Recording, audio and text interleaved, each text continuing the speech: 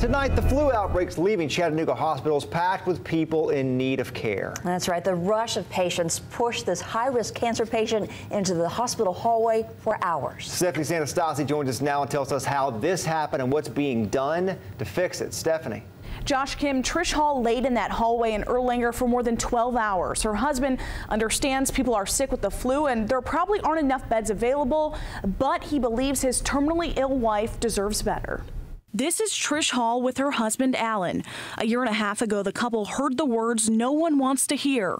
Trish had brain cancer. Unfortunately, its location makes it where they can't remove it surgically, and they've done all the radiation they can. So the only option she has right now is chemo.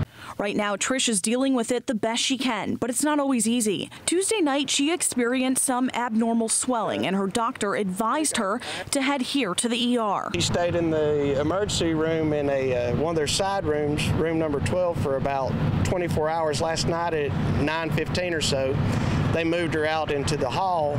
Something that Alan says left him concerned for her already fragile health. With the chemo drugs, it takes out your white blood cells and your ability to fight off diseases. And so you have a chemo patient laying for 15 hours where everybody that has the flu that comes through there literally walks right by her when she eats. If they was to sneeze or contaminate, her food's right there. This afternoon, we asked Erlanger why this happened. If we filled up and closed our doors, those patients would have nowhere to go. So what we do is we have an influx in patients. Those that might not be as acute or as sick, we may move them into a floor holding pattern temporarily. Alan says this afternoon, Trish was finally moved into her own room, a small relief in the fight for his wife's life. Short of divine intervention, it is what it is. Erlanger says they received a letter from the state urging people to try to manage non-complex flu cases at a doctor's office or even in urgent care. This helps hospitals keep those beds open for people who need them most.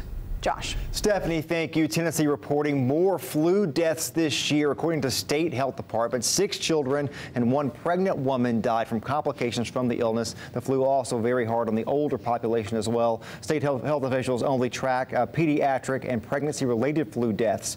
During last year's flu season, the state only reported 2 deaths. In Georgia, the state's health department says 37 people have died from the flu.